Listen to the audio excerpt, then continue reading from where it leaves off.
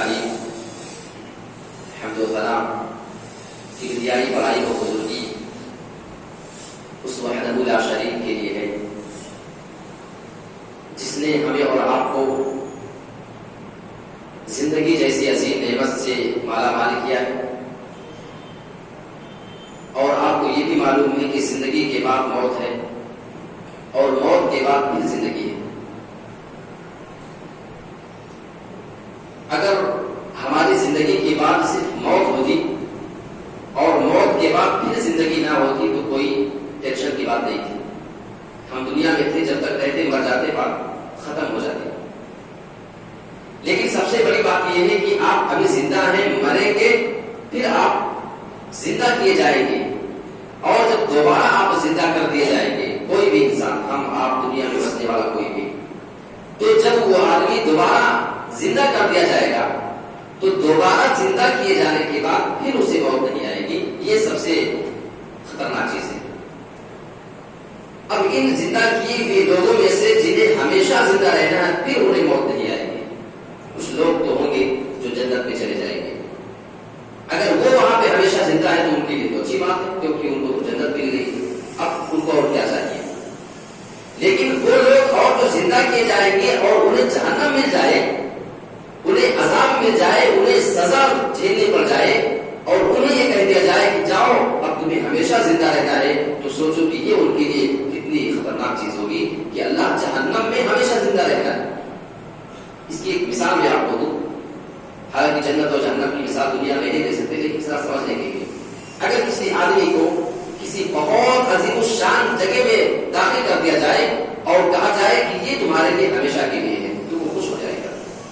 کسی آدمی کو آگ کا گڑھا بڑا سا جلا کر کے زبردست قسم کی آگ جل رہی ہو اور اس آگ میں اس کو ڈالنے جائیں، آپ ڈالنے سے پہلے آپ کہہ دیں کہ اس آگ میں تم کو جانا ہے اور اس میں ہمیشہ زندہ رہنا ہے، موت تم کو نہیں آئے گی، اس سے روٹے کھڑے ہو جائیں گے۔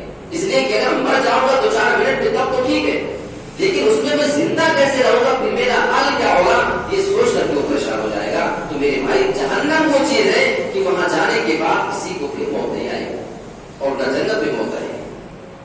پچھلے جمعے میں میں نے آپ کے سامنے موت کے بارے میں بات کی تھی۔ جب ہمیں یہ یقین ہو گیا کہ ہمیں بھی مرنا ہے تو مرنے کے بعد آپ کو کیا چاہیے؟ آپ کا جواب ہوگا ہم کو جنت چاہیے، جنت۔ تو کیا جس جنت کے بارے میں آپ کوشش کر رہے ہیں اس جنت کے بارے میں آپ کیا جانتے ہیں؟ اگر آپ کو جاننا ہے، صحیح بخاری اور صحیح مسلم کی حدیث ہمیں بتاتی ہے کہ جنت کیا ہے۔ بخاری مسلم کی حدیث ہے اور یہ حدیث قدسی ہے۔ حدیث قدسی کیا ہوتی ہے بتا دوں؟ حدیث قدسی کا مطلب یہ ہوتا ہے کہ عام طور پر جو حدیث ہوتی ہے اس میں بیان کرنے والے اللہ کے رسول صلی اللہ علیہ وسلم ہوتے ہیں، جو الفاظ ہوتے ہیں وہ نبی کے اپنے الفاظ ہوتے ہیں۔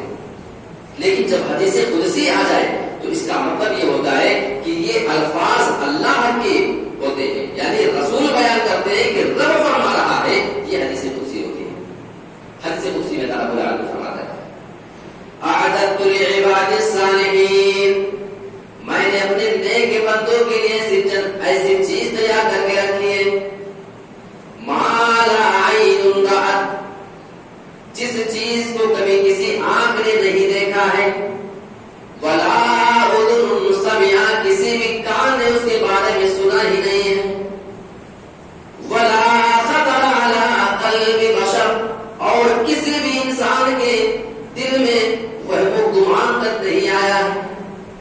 یہ جنت کی مختصر سے تعریف ہمارا رب کر رہا ہے، یعنی جنت اتنی پیاری چیز ہے کہ آپ اس کے بارے میں سوچنا بھی چاہو تو نہیں سوچ سکتے ہو۔ دنیا میں ایک سے ایک اچھی اچھی چیزیں دیکھنے والے لوگ ہیں، اچھی اچھی جگہوں پہ گھومنے والے لوگ موجود ہیں۔ آپ اس سے پوچھیے کہ آپ نے کتنے اچھے اچھے مناظر دیکھے ہیں، تو بیان کرنے کو بہت ساری چیزوں بیان کر سکتے ہیں، لیکن رب یہ فرما رہا ہے کہ جنت ایسی چیز ہے کہ دنیا میں کسی آنکھ نے اس کو دیکھا ہی نہیں ہے، اس جیسی چیز ہی نہیں دیکھی ہے۔ اچھا دیکھنا یہ اسی وقت ہو سکتا ہے سامنے سے جب آپ اس لائق کو آپ جا کر کے دیکھیں، لیکن سننے کو تو آپ یہاں پر بھی بیٹھ کے سن سکتے ہیں، کوئی آ کر کے آپ کو بتا دے، سننا تو اور آسان ہے نا۔ اللہ فرما رہا ہے ولا اذن سمعت، کسی کان نے اس کے بارے میں سنا بھی نہیں ہے، ہم اس لائق بھی نہیں کہ اس کے بارے میں سن سکیں اس جیسی چیز کے بارے میں۔ اچھا ہو سکتا ہے تھوڑا سا اس کے آگے والی جو بات ہے کہ سننا اگر ہو سکتا ہے کوئی آ کر کے ہم کو نہ بتائیں، لیکن بیٹھے بیٹھے کھڑے کھڑے سوچ تو سکتے ہیں نا کہ کیسی ہو سکتی ہے. اللہ فرما رہا نہیں ولا خطر علی قلب بشر، کسی بھی آدمی کے دل میں آج تک اس کے بارے میں وہم و گمان ہی نہیں آیا ہوگا. آپ کی سوچ ہی ایسی نہیں ہے کہ آپ جنت کے بارے میں سوچ سکیں یہ جنت ہے. اس جنت کو ہمیں اور آپ کو پانے کی کوشش کرنی ہے. اللہ رب العالمین قرآن مجید کے بارے میں جنت کس آدمی کے لیے اس کا ذکر کر رہا ہے. بہت ساری آیتیں کھلی پڑی ہیں. وَأَمَّا مَنْ خَافَ مَقَامَ رَبِّهِ وَنَهَى النَّفْسَ عَنِ الْهَوَىٰ فَإِنَّ الْجَنَّةَ هِيَ الْمَأْوَىٰ. جو آدمی اپنے رب کے مقام و مرتبے سے ڈر جایا کرے، اپنے رب کے سامنے کھڑے ہونے سے ڈر جایا کرے، رب کے مقام اور مرتبے کو سوچے تو ڈر جائے. وَنَهَى النَّفْسَ عَنِ الْهَوَىٰ، دوسرا کام اسے یہ کرنا پڑے گا وَنَهَى النَّفْسَ عَنِ الْهَوَىٰ، اپنے نفس کو، اپنے جی کو وہ اپنی خواہشات سے روکا کرے. آج انسان جس چیز میں سب سے زیادہ پسند نظر آتا ہے وہ اس کی خواہش ہوتی ہے. اس کے دل میں جو خواہشات جو ارمان میں چلتے ہیں اس کو پورا کرنے کے چکر میں انسان اپنی جنت گنوا لیتا ہے. اللہ فرما رہا ہے کہ اپنی خواہش کو چھوڑ دے، خواہش کے پیچھے نہ بھاگے. لیکن آج انسان اپنی خواہش ہی کے پیچھے بھاگ رہا ہے. اور اللہ فرماتا ہے جو ایسا کام کر لے گا، اپنی خواہش سے جو آدمی بچے اور اپنے رب کے مقام مرتبے سے جو آدمی ڈر جائے، فَإِنَّ الْجَنَّةَ هِيَ الْمَأْوَىٰ، تو جنت ہی اس کا ٹھکانہ ہے، اس کا ٹھکانہ کچھ اور نہیں. پتا یہ چلا کہ اگر ہمیں جنت چاہیے تو ہمیں رب سے ڈرنا پڑے گا اور اسی طریقے سے اپنی خواہشات سے ہمیں اور آپ کو بچنا پڑے گا. جنت کے بارے میں آپ نے رسول لیا ایک اور حدیث ہے، صحیح مسلم کی حدیث. اس حدیث چھوٹی سی حدیث ہے اور اس میں جنت اور جہنم دونوں کا مختصر سا ذکر ہوا ہے. اللہ کے رسول صلی اللہ علیہ وسلم فرماتے ہیں حفت الجنت بالمکارہ وحفت النار بالشہوات. اے مسلمانوں تم جنت کے اندر جانا چاہتے ہو سنو، حفت الجنت بالمکارہ، جنت کو مشکل کاموں سے ڈھانپ دیا گیا ہے، ناپسندیدہ چیزوں سے ڈھانپ دیا گیا ہے. یعنی پتہ یہ چلا کہ اگر آپ کو جنت میں جانا ہے تو آپ کو جنت والے اعمال بھی کرنے ہی پڑیں گے. بغیر جنتی اعمال کے آپ جنت میں نہیں جا سکتے. آپ کو وہ کام کرنے پڑیں گے جو آپ کو جنت تک لے جانے کے لائق ہو. اچھا، اس حدیث کی وضاحت کرتے ہوئے محدثین نے بیان کیا ہے کہ جیسے انسان کو گرمی میں گرم پانی سے وضو کرنے میں تکلیف ہوتی ہے، یہ اس کو گلا گزرتا ہے، مشکل ہوتا ہے اس کے لیے، لیکن کرے ایسا. ٹھنڈک میں اسے ٹھنڈے پانی سے وضو کرنے میں مشکل ہے لیکن کرتا ہے. اسے اپنے کاروبار کو چھوڑ کر مسجد میں آنے میں تکلیف ہوتی ہے، پریشانی کا سامنا کرنا پڑتا ہے، کاروبار کو تھوڑی دیر کے لیے روکنا پڑتا ہے، لیکن ایسا وہ کرتا ہے. پھر بھائی اسی لیے واقعی اگر اس حالت کو ہم دیکھ کر کے اگر کہنا چاہیں کہ کتنی مشکل سے جنت ملے گی، آپ سوچیں کہ آج آپ دیکھتے جمعہ کا دن ہے، آدھے لوگ ابھی آئے ہیں، آدھے لوگ باقی ہیں. کیوں؟ ابھی ان کو انتظار ہے کہ تھوڑا سا اور وقت نکلے گا تب جائیں گے، ہے نا. تو جس مسلمان کو اتنی توفیق نہیں ہوتی ہے اس کو اللہ پر اتنا نہیں بھروسہ ہے کہ ہماری روزی جب یہ 20 منٹ اور دکان کھول کر کے رکھیں گے تبھی ملے گی. ایسے آدمی کو جنت کے بارے میں سوچے اور اپنے آپ کے ساتھ غور کرے. اللہ کے رسول نے تو فرما دیا کہ ناپسندیدہ چیز سے نہ ملے. آپ کو اپنی دکان بند کر کے آنا ناپسندیدہ معلوم ہوتا ہے، لیکن اللہ کے رسول فرماتے ہیں کہ آپ کو ایسا کرنا ہی پڑے گا اگر جنت چاہیے. آج کل کے مسلمان بیچارے، آپ پڑھو کا معاملہ دیکھ لیں تو ایک بات آپ سے بتاؤں، جو رب آپ کو آپ کی دکان کھلوا کر کے رزق دے سکتا ہے تو آدھا گھنٹہ آپ کی دکان بند ہو اس کے بعد بھی آپ کا رزق دے سکتا ہے. آپ حرم میں چلے جائیں، ان کے آگے ہماری کیا ویلو ہے؟ روپے پیسے میں، تقوی میں، کسی بھی چیز میں. آپ کسی عرب کے پاس چلے جائیں، دکاندار کے پاس، اور آپ سامان خریدنے کے لیے پورا ریٹ بھاؤ کر لیں، سب معاملہ ہو جائے. اگر 2-4 منٹ اگر آپ کا اس پہ اور لگنا ہے اور اذان ہو جائے تو فوراً وہ اپنا کاروبار بند کر کے اپنی دکان بند کر کے آپ کو واپس کر دیتا ہے کہ اذان کا وقت ہے. یہ ہوتا ہے اللہ کا بھروسہ. یہ ہوتا ہے کہ اللہ رب العالمین، اللہ کے رسول جو فرما رہے ہیں کہ جنت تکلیف والی چیزوں سے، ناپسندیدہ چیزوں سے ڈھانپی گئی ہے. اس کی ایک وضاحت یہ بھی کی جا سکتی ہے. ابھی رمضان کا مہینہ آنے والا ہے، 1 مہینے کے بعد. رمضان کی روزے رکھنا کس کو اچھا لگتا ہے؟ 12, 14, 15 گھنٹہ بھوکے رہنا موسم کے حساب سے چھوٹا بڑا ہوتا ہے، کس کو اچھا لگتا ہے؟ بیچارے 10-12 سال کے بچے روزہ رہتے ہیں، ان کے ہونٹوں پہ پپڑی جمی ہوتی ہے، سوکھ جایا کرتے ہیں، ان کے حلق سے جو ہے آواز ٹھیک سے نہیں نکلتی ہے، لیکن وہ چھوٹا بچہ بھی روزہ رکھتا ہے. لیکن آپ کتنے نوجوانوں کو دیکھیں گے جو بیچارے کھلے عام اس طریقے سے ہوٹل اور چوراہے پہ بیٹھ کر کے چائے ناشتہ کر کے آپ کو نظر آئیں گے. سب سے بڑی پرابلم انسان کو جو ہوتی ہے نا، روزہ نہ رکھنے پہ نوجوان خاص طور سے بیچاروں کو تمباکو، گٹکا، پان کی جو عادت ہوتی ہے، سگریٹ کی ہے نا، اسی وجہ سے زیادہ تر لوگ روزہ نہیں رکھ پاتے ہیں. سوچے کہ جو اپنے روزے کے لیے اپنے عمل کو، اپنے شوق کو نہیں چھوڑ سکتے ہیں، کہ بتائیے اللہ رب العالمین سے کو اتنی آسانی سے جنت کا تصور کیسے کر رہے ہیں. میرے پیارے ساتھیوں، وحفت الجنت بالمکارہ، جنت کو ڈھانپا گیا ہے ناپسندیدہ چیزوں کے ذریعے. اور آگے کا جملہ ہے وحفت النار بالشہوات، اور جہنم کو ڈھانپا گیا ہے شہوت، لذت اور خواہش کے ذریعے. ایک اور حدیث ہے، اللہ کے رسول صلی اللہ علیہ وسلم نے ارشاد فرمایا کہ جب اللہ تعالیٰ نے، میں جنت کے بارے میں چھوٹی بات کر رہا ہوں، جب جنت کو بنایا اور جہنم دونوں کو بنایا تو حضرت جبرائیل امین کو بلایا کہ جبرائیل کی طرف یہ جنت جو میں نے اپنے نیک بندوں کے لیے تیار کی ہے، جاؤ ذرا اس کو دیکھ کر کے آؤ اور کوئی کمنٹ کرو کہ تمہارا تبصرہ اس کے بارے میں کیا ہے. حضرت جبرائیل جاتے ہیں، دیکھا جنت تو بڑی عالیشان ہے، اتنی پیاری ہے. ان کا تصور یہ تھا، ان کا ماننا یہ تھا یہ تو اتنی بہترین جنت ہے کہ ایک بار جو انسان سن لے گا پوری زندگی کوشش کرے گا کہ اس میں کسی طریقے سے آ سکے. یہ حضرت جبرائیل کا ماننا تھا. اللہ کے پاس آتے ہیں، اللہ رب العالمین سوال کر لیتا ہے، اے جبرائیل امین تم نے میری جنت کو دیکھا ہے، کیا کہتے ہو میری جنت کے بارے میں؟ حضرت جبرائیل امین اللہ کی قسم کھا کر جواب دیتے ہیں، فَوَعِزَّتِكَ لا يسمع بها احد الا دخلها. آئے میرے رب میں تیری عزت و جلال کی قسم کھا کر کے یہ بات کہہ سکتا ہوں، لا يسمع بها احد الا دخلها. دنیا میں جو بندہ بھی تیری اس بہترین جنت کے بارے میں جان لے گا، سن لے گا، ضرور اس میں داخل ہونا چاہے گا. اتنی بہترین جنت ہے، تبھی تو ہمارے رسول نے فرمایا، بلکہ اللہ نے یہی فرمایا تھا، کسی آنکھ نے اس کو نہیں دیکھا ہے، کسی کان نے نہیں سنا ہے، کسی دل نے آج تک اس کے بارے میں سوچا بھی نہیں ہوگا. اسی وجہ سے حضرت جبرائیل نے فرمایا تھا کہ ایک بار جو آدمی سن لے گا وہ اس میں ضرور آنا چاہے.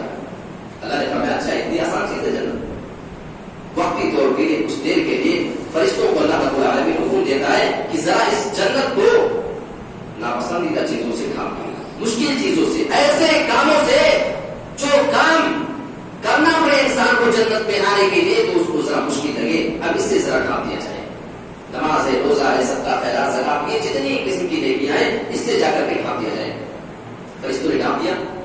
اللہ رب العالمین نے حضرت جبرائیل امین کو دوبارہ بھیجا کہ جاؤ ذرا اب دیکھ کر کے آؤ کیا کہتے ہو جنت کے بارے میں. حضرت جبرائیل امین جاتے دیکھ کر کے واپس آتے ہیں اور یہ جواب دیتے ہیں، وَعِزَّتِكَ لَقَدْ خِفْتُ أَلَّا يَدْخُلَهَا أَحَدٌ. اے میرے رب، اب جب تم نے اس جنت کو ناپسندیدہ چیزوں سے ڈھانپ دیا ہے، مجھے بھی یہ ڈر لگنے لگا ہے کہ کوئی بندہ اس میں جا ہی نہ سکے گا. حدیث کے الفاظ یہ بتاتے ہیں کہ جنت تو مشکل چیزوں سے ڈھانپ دیا گیا ہے، ہم مسلمان بھی جو جنت میں جانا چاہتے ہیں. حضرت جبرائیل کا وقول یاد کرو، وہ یہ کیوں فرما رہے تھے کہ اللہ تعالیٰ مجھے یہ ڈر لگنے لگا کہ کوئی اس میں جا ہی نہ سکے گا. اس کی وجہ یہ ہے کہ اگر آپ اس کو جنت سمجھیں، جنت میں جانا تو سارا مسلمان چاہتا ہے، لیکن اس کے لیے تمہیں نماز بھی پڑھنا پڑے گا، روزہ بھی رکھنا پڑے گا، زکات بھی دینا پڑے گا، حج اور عمرہ بھی کرنا پڑے گا. تمہیں جتنی قسم کی نیکیاں جنت میں جانے کے لیے چاہیے ساری کی ساری نیکی کرنی پڑے گی. آج ہم کتنا کر پا رہے ہیں؟ آج ہم اگر نمازی بھی ہیں تو عادتاً نمازی ہیں. جانتے ہیں نا، عادت ایک ہوتی ہے کہ عادت پڑی ہوئی ہے نماز پڑھنے کی، عادت وہ ہماری نہیں چھوڑ رہی ہے، ہم پڑھ رہے ہیں. اس لیے یہ بات اس لیے کہہ رہا ہے کیونکہ شریعت ہمیں یہ بتاتی ہے کہ نماز برائی اور بے حیائی سے روکتی ہے. معلوم ہے اگر ہم نماز پڑھتے ہیں تو نماز جن چیزوں سے روکتی ہے اس سے آج ہم کیوں نہیں روکیں گے؟ اس کا مطلب یہ ہوا کہ ہماری عادت ہے نماز پڑھنے کی، ہم دل سے اس چیز کو نہیں کر رہے ہیں. ان الصلاۃ تنہی عن الفحشاء والمنکر، نماز کو بے حیائی سے، برائی سے، غلط کاموں سے روکتی ہے. آج ہم نمازی بھی ہیں 5 وقت کے، تہجد بھی ہماری نہیں چھوٹنے پاتی ہے، لیکن اس کے باوجود ہم گناہ پہ گناہ کیے جا رہے ہیں. فحش کام ہم کریں گے، گناہ کا کام ہم کریں گے. پھر ظاہر سی بات ہے قرآن کی آیت اپنی جگہ صحیح ہے، ہم اپنی نماز کے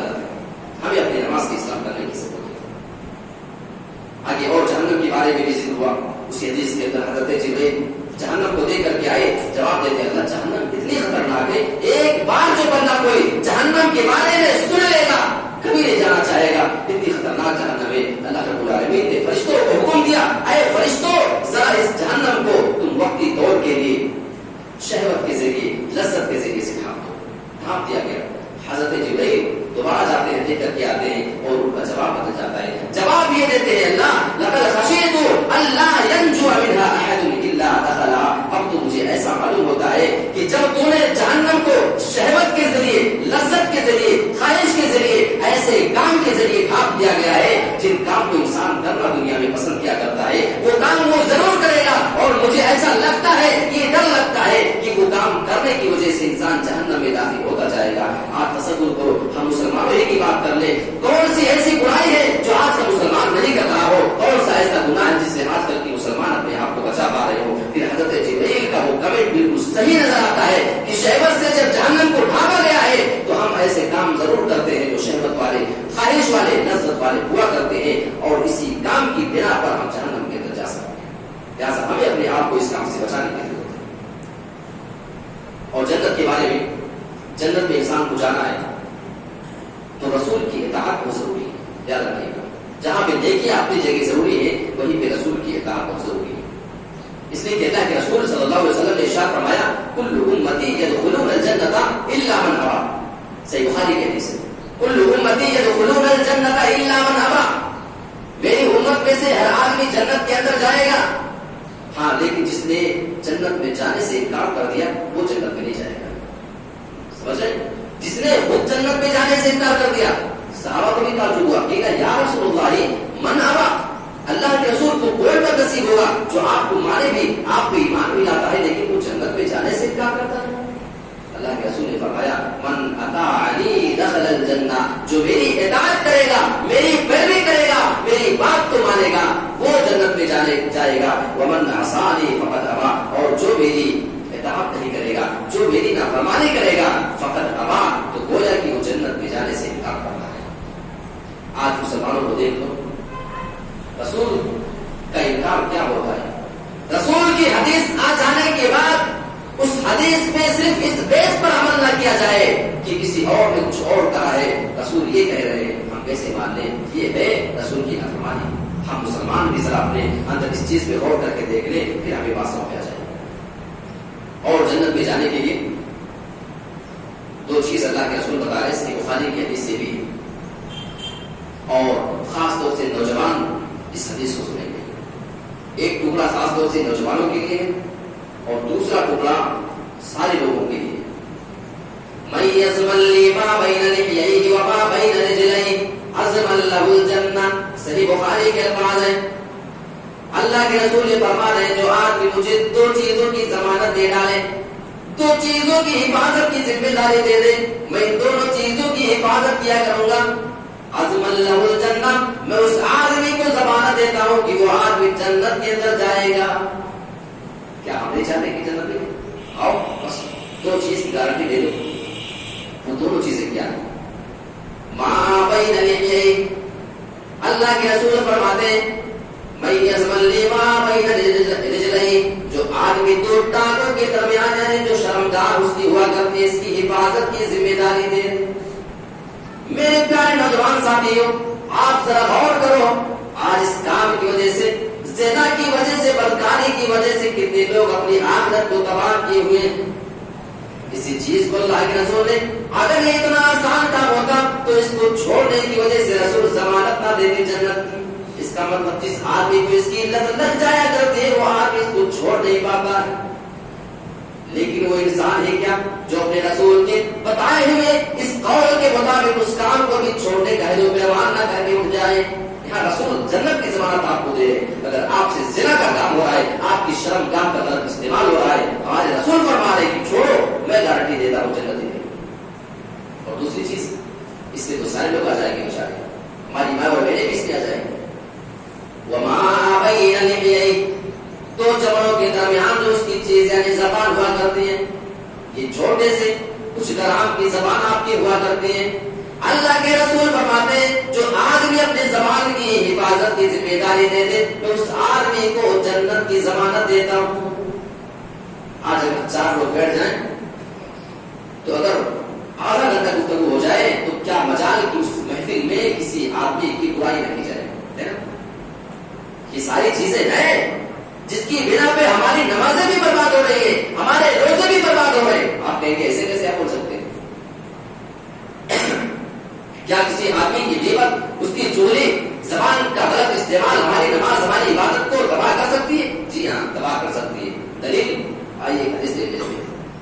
ایک صحابی رسول اللہ کے رسول کے پاس آئے اور کہنے لگے اللہ کے رسول 2 عورتیں, ایک بہت زیادہ نیک عورت ہے, اس کی نیکی کا کوئی مقابلہ نہیں ہے, پوری سوسائٹی کے اندر کوئی عورت اس کے مقابلے میں نہیں پاتی ہے.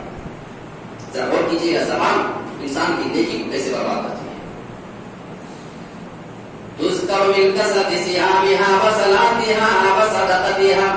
اے اللہ کے رسول, وہ آدمی بہت زیادہ روزہ رکھا کرتے ہیں, بہت زیادہ نمازیں پڑھنے والی, بہت زیادہ صدقہ خیرات کرنے والی عورت, یعنی فرض نمازیں پڑھتی ہے, نفلی نمازیں بہت زیادہ پڑھا کرتی ہیں, رمضان کے روزے رکھتی ہیں, سال بھر میں وہ نفلی روزے بہت زیادہ رکھا کرتی ہے, صدقہ خیرات کو بہت زیادہ دینے والی عورت.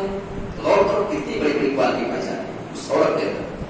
غیر انہا توری جیرانہا بلسانہا. لیکن اے اللہ کے رسول, اس عورت کے اندر ایک کمی پائی جاتی ہے, وہ عورت اپنی زبان سے اپنے پڑوسیوں کو تکلیف پہنچایا کرتی ہے. صرف پڑوسی کو تکلیف پہنچاتی ہے, باقی ساری نیکیاں اس کی اپنی جگہ پر.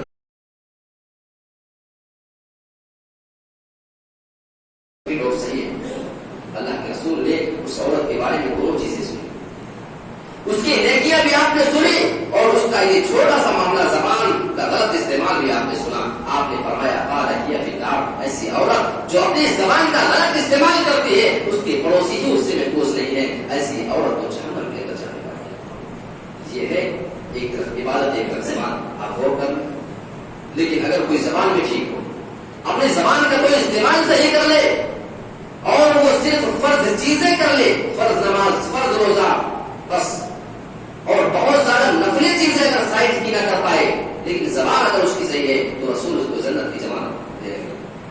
اس کی دلیل اسی حدیث کے آگے کے الفاظ ہیں تذکر من قلت صیامها وصلاتها. اے اللہ کے رسول, ایک اور عورت ہے وہ بہت زیادہ نماز اور روزہ نہیں کر پاتی ہے, بس فرض کر لیتی ہے, 5 وقت کی نماز پڑھتی ہے, رمضان کے روزے رکھ دیا کرتی ہے, بہت زیادہ نفلی اور یہ ساری چیزیں نہیں کر پاتی ہے. ہاں وصلاتها, صدقہ خیرات بھی بہت کم کیا کرتی ہے.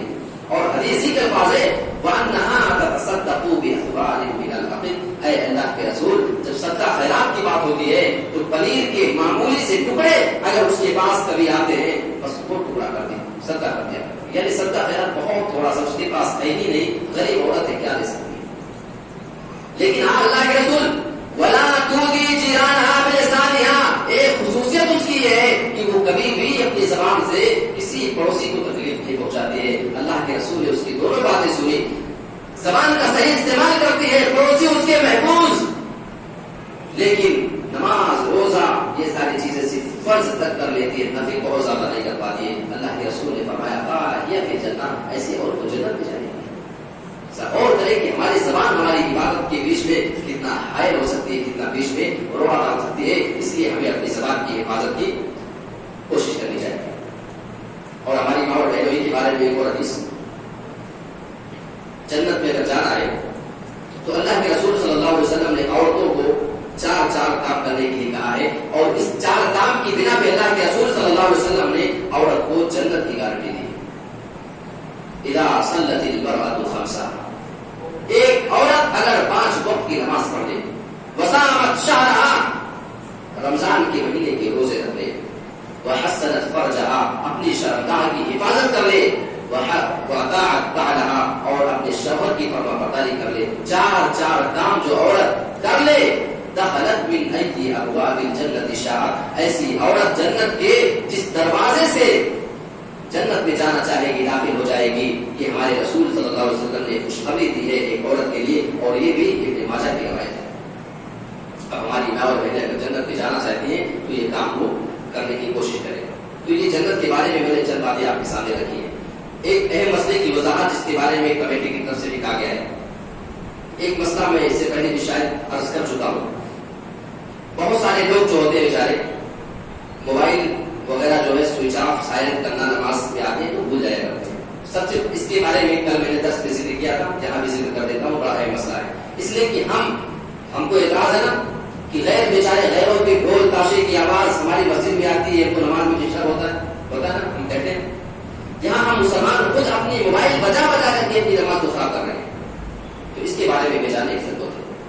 سب سے پہلا کام اگر آپ مسجد میں گھسیں, آپ کا یہ ہے کہ موبائل کو سوئچ آف سائلنٹ ایک بلیک بورڈ پر جو کچھ آپ کرنا چاہیں جو بجے نہ بس, ٹھیک ہے, وہ آپ کر کے آیا کریں. لیکن آپ انسان ہیں, آپ سے ہو سکتا ہے بھول ہو جائے, غلطی ہو جائے اور آپ نماز بے جلدی سے آئے شریک ہو گئے. موبائل ہو سکتا ہے, انسان آپ میں سب سے ہوتا ہے, سب سے بھی ہوتا ہے. تو وہ ہمیں بیان کرنا ہے کہ آپ ایسی صورت میں کیا کریں گے اگر نماز کی حالت میں آپ کا موبائل بجنے لگے. غور سے سنیے گا, بہت اہم مسئلہ ہے اور دلیل کے ساتھ میں آپ کو بتاتا ہوں. اگر نماز کی حالت میں آپ کا فون, آپ کا موبائل بجنے لگے تو آپ کیا کریں گے؟ شریعت ہمیں کیا بتاتی ہے؟ آپ نیت باندھے ہوئے ہیں, آپ کسی اور پوزیشن میں نماز میں ہیں, کیا کریں گے؟ آپ نماز کی حالت میں موبائل نکال کر کے اتنا کام کر سکتے ہیں کہ نکالیں, کاٹیں, بند کریں, جو کچھ آپ کو 2-4-5 سیکنڈ کے لیے کرنا ہے, یا ویسے ہی بجنے دیں. کیا مسئلہ اس میں ہمیں اسلام کیا بتاتا ہے؟ شریعت نے کسی چیز کو ادھورا نہیں چھوڑا ہے. یہ اور بات ہے کہ موبائل رسول کے زمانے میں نہیں تھا, لیکن کچھ باتیں ایسی ملتی ہیں جس سے ہم دلیل پکڑ سکتے ہیں کہ یہ کام ہم کر سکتے ہیں. ایک بار اللہ کے رسول صلی اللہ علیہ وسلم صحابہ کو نماز پڑھا رہے تھے. آپ نے جوتی پہنی ہوئی تھی. جوتی اور جوتی کا ذکر ہوتا ہے تو بہت سے لوگ سمجھتے ہیں کہ یہ جو ہمارے بڑے بڑے شور والے جوتے ہوتے ہیں یہ اس طرح کے جوتے نہیں, وہ چمڑے کے بڑے ملائم قسم کے, نازک قسم کے ہوتے تھے. آرام سے آپ اس میں نماز پڑھ سکتے ہیں. ہمارے یہاں کے جو جوتے ہیں اس میں پہن کے آپ اگر نماز پڑھیں گے تو آپ کا پیر دقت ہو جائے گی. تو وہ آپ جوتی پہن کر کے نماز پڑھ رہے تھے اور نماز ہی کی حالت میں آپ نے اپنی جوتیوں کو اتار کر کے سائڈ کر دیا. جب اللہ کے رسول صلی اللہ علیہ وسلم نے اپنا منہ موڑا صحابہ کی طرف, جب آپ نے دیکھا تو دیکھا کہ سارے صحابہ نے بھی اپنی اپنی جوتیاں نکال کر کے سائڈ میں رکھی ہوئی ہیں. آپ نے سوال کر لیا, ما حملکم علی القاء نعالکم, صحابہ کیا بات ہے, تمہیں کس چیز نے تمہاری جوتی اتارنے پر جو ہے مجبور کر دیا, کیا بات ہے, تم نے کیوں اپنی جوتی نکالی؟ صحابہ کا جواب ڈالنے گیا, اللہ کے رسول ہم نے آپ کو جوتی نکالتے ہوئے نماز میں دیکھا, ہم نے بھی نکال دیا. یہ تھا اقرار کا جذبہ. آج تو ہمارے سامنے حدیث آ جاتی ہے پھر بھی ہم کہتے ہیں کہ اچھا یہ نبی کی بات ہے, ذرا دیکھ لیں کہ ہمارے امام صاحب کیا کہہ رہے, ہوتا نہیں. صحابہ نے نماز کی حالت میں وہ اطاعت کا جذبہ تھا, نہ نبی نے کہا ان سے کچھ نہیں, نبی نے اپنی جوتیوں کو نکالا اور سائڈ میں رکھا. صحابہ نے اپنی نماز کی حالت ہی میں جوتیاں نکال کر کے سائڈ کر دی. یہ جذبہ تھا, اسی بنا پہ ان کے لیے جنت کی اتنی عظیم بشارت کی گئی. صحابہ کا مقام اسی بنا پہ اتنا زیادہ ہے. تو آپ نے فرمایا, دیکھو بات ایسی ہے کہ میں نے جو نکالا تھا تو حضرت جبرائیل میرے پاس آئے تھے اور نماز کی حالت میں مجھے بتایا کہ آپ کی جوتی میں گندگی لگی ہوئی ہے, لہٰذا میں نے نماز ہی کی حالت میں جو گندگی لگی ہوئی تھی اس جوتی کو نکال کر کے سائڈ کر دیا. تمہیں نکالنے کی ضرورت ہے. اس سے ایک مسئلہ معلوم ہے, کیا پتا چلتا ہے کہ رسول غیب نہیں جانتے تھے. اگر آپ غیب جانتے تو آپ کی جوتی میں گندگی لگی تھی, آپ کو معلوم ہو جاتا پہلے اور آپ اپنی جوتی کو پہلے ہی نکال کر کے نہیں رہتے تھے. اس سے یہ پتا چلتا ہے. تو بہرحال میں استدلال کیا کرنا چاہ رہا ہوں, موبائل آپ اپنی کیا نکال سکتے ہیں, کچھ آپ اتنا سا کر سکتے ہیں, فون آ رہا ہے بج رہا ہے نکال کر کے کاٹے, سوئچ آف سائلنٹ, اتنا کر سکتے ہیں کہ نہیں کر سکتے. تو اگر ہمارے رسول, یہ ابو داؤد کی روایت ہے, اگر ہمارے رسول صلی اللہ علیہ وسلم نماز کی حالت میں, اچھا یہ بتائیے آپ کی جیب میں موبائل رکھا ہے, موبائل نکال کر کے کچھ کرنا آسان ہے تھوڑا سا, یا آپ کے پیر میں 2 جوتی ہے اس کو نکالیں, جھکے دونوں, ایک جوتی پھر دوسری جوتی, اس کو نکال کر کے رکھیں, کون زیادہ مشکل ہے, کس میں زیادہ ٹائم لگے گا؟ آپ کا جواب ہوگا کہ دونوں جوتی نکالنا یہ زیادہ مشکل ہے. جیب سے موبائل نکالے, جلدی سے کیا جو کچھ آج کل اینڈرائڈ موبائل بہت جلدی سسٹم ہوتا ہے اور آپ 5 سیکنڈ میں کر سکتے ہیں, جبکہ رسول کو اس سے زیادہ وقت لگا ہوگا. تو اگر ہمارے رسول اپنی نماز کی حالت میں خلل دینے والی چیز کو, ڈسٹرب کرنے والی چیز کو, نماز کو خراب کرنے والی چیز کو نماز کی حالت میں اگر نکال کر کے سائڈ کر سکتے ہیں, تو اگر نماز کی حالت میں آپ کا فون بجنے لگے تو آپ اتنا کام کر سکتے ہیں کہ جلدی سے اپنے موبائل کو نکال کر کے اس کو جو کچھ آپ کو کرنا ہے, سوئچ آف سائلنٹ ہے, جو آپ پہلے کر کے آئیں. یہ بات کی بات میں بتا رہا ہوں, جب آپ کبھی بھول جائیں تب, اس لیے کہ دیکھتے ہیں نماز ہو رہی ہے, امام صاحب نماز پڑھا رہے ہیں, فون بجے جا رہا ہے, وہ بیچارے وہ ان کی یہ صحیح ہوتی ہے جن کا بچ رہا ہوتا ہے, ان کو معلوم یہ ہوتا ہے کہ نماز کی حالت میں ہم کچھ کر نہیں سکتے, وہ بچنے دو. میرے بھائی ابھی آپ 5 سیکنڈ نکال کر کے اپنے موبائل کو کچھ بھی کرو بند کرو، یہ زیادہ آسان ہے بنسبت اس کے کہ آپ کا فون ایک بار بجے گا، کسی کو ایمرجنسی ہے دوبارہ آ جائے گا، کسی اور کا فون بجنے لگے گا، وہ بار بار بجے، سارے نمازیں ڈسٹرب ہو، نماز میں آپ موبائل کی آواز کو بجائے ساؤنڈ اس میں بار بار آئے، امام بھولے ڈسٹرب ہو، اس سے بہتر ہے کہ اسی حالت میں آپ اپنے موبائل کو نکال کر کے کاٹیں، جو کچھ کرنا چاہتے سے کام کر لیجیے۔ ایک اور دلیل ایسی، اللہ کے رسول صلی اللہ علیہ وسلم کبھی کبھی اپنی نواسی امامہ کو اٹھا کر کے لاتے تھے، نماز کی حالت میں آپ ان کو لیے رہتے تھے، ٹھیک ہے، کھڑے ہوتے ان کو اپنے گود میں اٹھا لیا کرتے کبھی کبھار، اور رکوع میں جاتے سجدے میں جاتے ان کو رکھتے تھے، پھر کھڑے ہوتے پھر لے لیا کرتے تھے۔ تو ہمارے رسول نے اتنا کام نماز کی حالت میں بسا اوقات کیا ہے، ٹھیک ہے، بسا اوقات آپ نے کیا ہے، تو اگر ایک بچے کو اٹھا سکتے ہیں، رکھ سکتے ہیں، تو کیا آپ چھوٹے سے فون کو ضرورت کے وقت اگر ضرورت پڑے تو نہیں کر سکتے؟ اور ہمارے رسول نے جو جوتی والا معاملہ ہے آپ نے زندگی میں ایک بار وہ کیا ہے، تو رسول اگر ایک بار کوئی کام کر لے تو وہ پوری زندگی ہمیشہ کے لیے دلیل ہوتی ہے کہ آپ ایسا کام کر سکتے ہیں، ضروری نہیں کہ رسول روز وہ کام کیے ہوں تب آپ کر سکتے ہیں۔ بہرحال میں نے پہلے بتایا ہے کہ آپ پہلے موبائل کے بارے میں محتاط رہیں، ہوشیار رہیں، آپ جو کچھ کرنا ہے پہلے اس کا سسٹم کر کے آئیں، بھول جائیں کبھی ایسا ہو جائے تب یہ صورت ہے، یہ مسئلے کی وضاحت بہت ضروری تھی، آپ حضرات اس مسئلے کو بھی یاد رکھیں۔ اور ایک ضروری اور اعلان یہ ہے کہ ابھی جو جمعے کا ٹائم ہے 1:10 پر جماعت کھڑی ہوتی ہے، یعنی خطبہ 1:10 تک ہوتا ہے، تو کمیٹی کی طرف سے فیصلہ یہ کیا گیا ہے کہ اب انشاءاللہ 12:30 بجے جتنے وقت پہ اذان ہوتی تھی اذان اتنے ہی وقت پر ہوگی، لیکن جماعت اب 1 بجے انشاءاللہ جمعہ کی کھڑی کر دی جائے گی، لہٰذا آپ حضرات اسی وقت کے حساب سے آئیں، اگلے جمعے سے 1 بجے جماعت کھڑی ہو جائے گی، ٹھیک ہے۔ تو اللہ رب العالمین ہم تمام لوگوں کو کہی گئی باتوں پر عمل پیرا ہونے کی توفیق عطا فرمائے۔